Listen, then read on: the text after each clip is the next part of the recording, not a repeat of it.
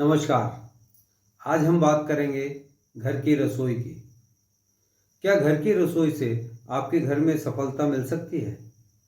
क्या आपके घर की रसोई आपके बच्चों की विद्या दिलाने में सहायक है?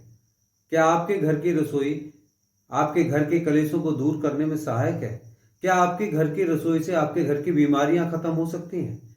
क्या आपके घर की रसोई से आपको समृद्धि मिल सकती है? क्या आपके घर की रसोई से आपको समाज में समृद्धि के साथ साथ सम्मान की प्राप्ति हो सकती है?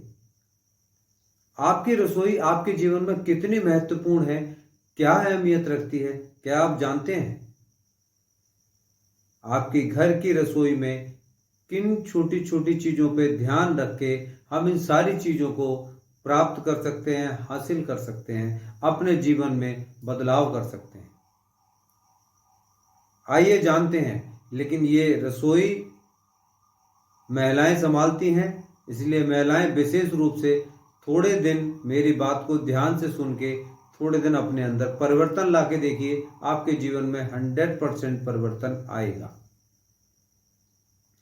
हर गृहिणी को सुबह बिना नहाए रसोई में नहीं जाना चाहिए। पहली बात, बिना नहाए रसोई में नहीं जाना चाहिए। नहा धो के छोटा सा दीपक अपने यहाँ जलाएं।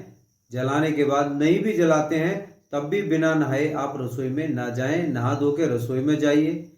रसोई में साफ होगा आपका। सब कुछ साफ करने के बाद आप अपने स्लिप को साफ करने के बाद हाथ जोड़ के प्रार्थना कर लीजिए, प्रणाम कर लीजिए। उसके बाद आप अपना खाना पीना बनाना शुरू करें। लेकिन रसोई में घुसने से पहले एक और बात ध्यान रखिएगा। रसोई में आपके सर पे सदैव कपड़ा होना चाहिए। आपका सर ढका हुआ रहना चाहिए। खुले सर में कभी भी आपको भोजन नहीं बनाना चाहिए। ऐसे घरों में समृद्धि नहीं होती। ऐसे घरों में बीमारी कभी खत्म नहीं होती। ऐसे घरों में हमेशा तनाव बना रहता है। सर को ढक के रखिएगा। सर ढक के आप अपनी रसोई बनाएं, भोजन बनाएं, अच्छे से बनाएं। रसोई में कभी चप्पल पहन के मत जाइए। हाँ, जिन लोगों को चप्पल पहनी है वो रसोई की चप्पल अलग रखिए, रसोई में रखिए, एक साइड में रखिए। और कोई भी चप्पल, आपके घर की भी चप्पलें जो भी आप पहनते हैं, जितने भी स्लीपर्स हैं जो भी हैं, आप अपने रसोई में पहन के ना जाएं। वहाँ पे एक कालीन या दरी या कोई अपना जो भी आपको बिछाना है वो आप बिछा सकते हैं।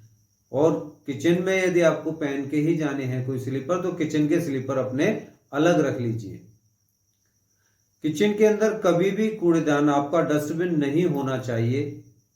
और छोटा मोटा कूड़ा भी शाम होने के बाद रात्रि के समय पे आपकी किचन के अंदर नहीं रहना चाहिए। किचन में कभी भी झूठे बर्तन नहीं होने चाहिए। एक और विशेष बात बता देते हैं कि जब जो चूल्हा है, जो बर्नर है, आपके जो गैस के स्टोव हैं, उस पूरे के आसपास आपके चूल्हे के ऊपर लाइटर रख देते हैं। लाइटर भी नहीं होना चाहिए। कोई बर्तन उसके ऊपर ना हो। कोई खाली बर्तन या किसी भी सामान से भरा हुआ, उसके अंदर कोई भी पदार्थ रखा हुआ है, कोई भी बर्तन चूल्हे के ऊपर ना रखा हो। चूल्हा बिल्कुल खाली होना चाहिए, बिल्कुल साफ स्वच्छ होना चाहिए। और सारा काम करने के बाद रात्रि में चूल्हे को, किचन को और अपनी किचन की स्लिप को साफ कर देना चाहिए। यहां तक कहूंगा कि अपनी किचन में पोछा लगा के बिल्कुल साफ स्वच्छ कर देना चाहिए। तवा, चिमटा, चकला, बेलन, इनको हमेशा धो के ही रखना चाहिए। कभी भी आटे में लगे हुए या गंदे बिल्कुल भी ना हो। बहुत सारे घरों में देखा है कि उन्होंने रोटी बनाई और तवा हमने खड़ा कर दिया, दोबारा हमने फिर उस पर रोटी बना ली। ऐसा कभी नहीं करना चाहिए। आपके रसोई में डिब्बे कभी खाली नहीं होने चाहिए। खाली होने से पहले उनमें सामान आ जाना चाहिए। यदि नहीं भी आ रहा है और आपके डिब्बे में थोड़ा बहुत सामान है, उसको इस्तेमाल मत करिए। खाली बिल्कुल मत करिए, ये बहुत बड़ा दोष होता है। खाली होने से पहले मंगा लीजिए।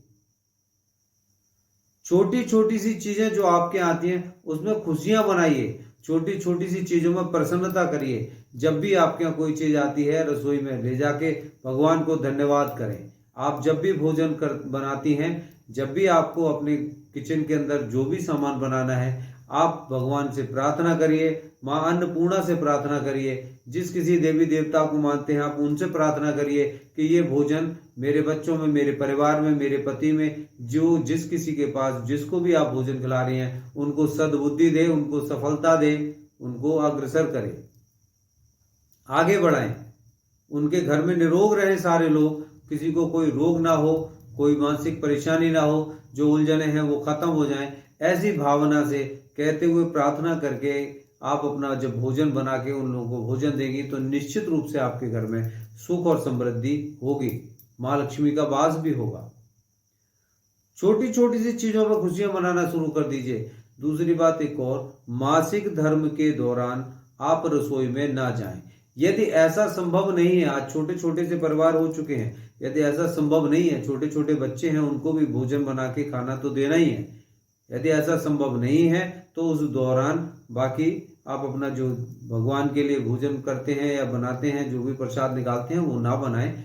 जब मासिक धर्म खत्म हो जाए आप अपने सर से नहाइए, अच्छे से वस्त्र बदलिए, वस्त्र बदलने के बाद गंगा जल अपने रसोई में छिड़क लीजिए, धूप बत्ती अगरबत्ती जरूर जलाइए, उसका शुद्धिकरण करें। उसके बाद तब आप अपने नियमित रूप से जो भी आप दिनचर्या करते हैं करिए। छोटी छोटी सी चीजें आपके जीवन में इतना बड़ा परिवर्तन कर सकती हैं जिसके लिए आपने सोचा भी नहीं है। मैं ज्यादा नहीं कहता हूं, आप 40 दिन ऐसा करके देख लीजिए। सुबह नहा के आप अपनी रसोई में जाइए और जब भी आपको जाना है, रसोई में काम करना है, अपने सर को ढक के रखिए। चप्पल जूते आपके किचन के नहीं होने चाहिए, कूड़ेदान आपकी किचन के अंदर नहीं होना चाहिए, आपकी रसोई में किसी प्रकार का कूड़ा रात्रि में नहीं होना चाहिए, कोई झूठे बर्तन नहीं होने चाहिए, तवा चिमटा चकरा बेलन ये सब आपके धुले होने चाहिए, खाली डिब्बे आपके रसोई में नहीं होने चाहिए। इन छोटी छोटी सी चीज़ों को आप ध्यान में रख के अपने रसोई को सजाती हैं और शाम को उसको साफ करके बिल्कुल स्वच्छ करके आप अपने जीवन को चलाती हैं, आपके जीवन में सुख शांति समृद्धि जरूर आएगी। और मैं आज आपको एक छोटा सा उपाय और बताता हूं। अपनी रसोई को बिल्कुल साफ कर लीजिए। साफ करने के बाद आप एक छोटी चांदी की कटोरी ले लीजिए।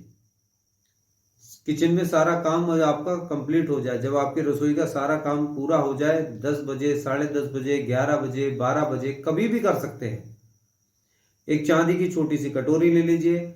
उस कटोरी को अपने गैस की स्लिप पे रखिए, थोड़ा सा कपूर रखिए और 5 लौंग उसमें रख दीजिए और जला दीजिए और प्रार्थना करिए माँ लक्ष्मी से। ये रात्रि को विशेष उपाय बता रहे हैं आपको, माँ लक्ष्मी को प्रसन्न करने का, माँ अन्नपूर्णा के भंडार भरने के लिए। आप अपनी रसोई में चांदी की कटोरी में, चांदी की नहीं हो तो स्टील की ले लीजिए, स्टील की कटोरी भी ना हो तो किसी के पास स्टील की चम्मच तो जरूर होगी, कपूर ले लीजिए और 5 लौंग उसमें रख के रोजाना जलाना शुरू कर दीजिए। यदि घर में किसी को जब समय मासिक धर्म भी है उस समय पे वो स्त्री ना जलाएं, उनके घर में कोई दूसरा सदस्य होगा वो उनको जला सकते हैं। या वो 5 दिन ना भी जलाएं तो 5 दिन या 4 दिन जो भी उनका मासिक धर्म का टाइमिंग है उसके बाद वो उसे अपने साफ स्वच्छ होके धूप बत्ती अगरबत्ती करने के बाद आप अपनी इस दिनचर्या को नियमित रूप से कर सकते हैं। आप इस छोटे से उपाय को, ये कितना कुछ नहीं, जो आप करते हैं वही है रेगुलरिटी में, आप इसको बदल दीजिए। आप अपने रसोई के सारे वास्तु दोषों को दूर करिए, उन ग्रह नक्षत्रों को अच्छा करिए, सुदृढ़ करिए, मजबूत करिए। 40 दिन मेरे कहने से आप करके देख लीजिएगा और आपको परिवर्तन ना मिले तो मुझे फोन करके बताइएगा। मेरी स्क्रीन पे नंबर दिए गए हैं। आपके घर में, परिवार में, कारोबार में, जीवन में, आपके बच्चों के साथ किसी भी प्रकार की कोई भी समस्या चल रही है, आप मुझसे संपर्क कर सकते हैं, अपॉइंटमेंट लेके मिल सकते हैं। मैं दूंगा आपको चैलेंजिंग प्रोडक्शन। आइए मेरे साथ, आपको हर जीवन के हर प्रश्न का जवाब मिलेगा, हर समस्या का समाधान मिलेगा, निश्चित रूप से चैलेंजिंग प्रोडक्शन के साथ मिलेगा। जिन लोगों ने मेरे चैनल को सब्सक्राइब नहीं किया, मेरे चैनल को सब्सक्राइब करें, बेल आइकॉन बटन दबाएं, जिससे मेरे आगे आने वाले और लाभकारी वीडियोस आप लोगों तक पहुंच सकें, जिससे आपका जीवन सुखद, सफल और समृद्धशाली बन सके। नमस्कार।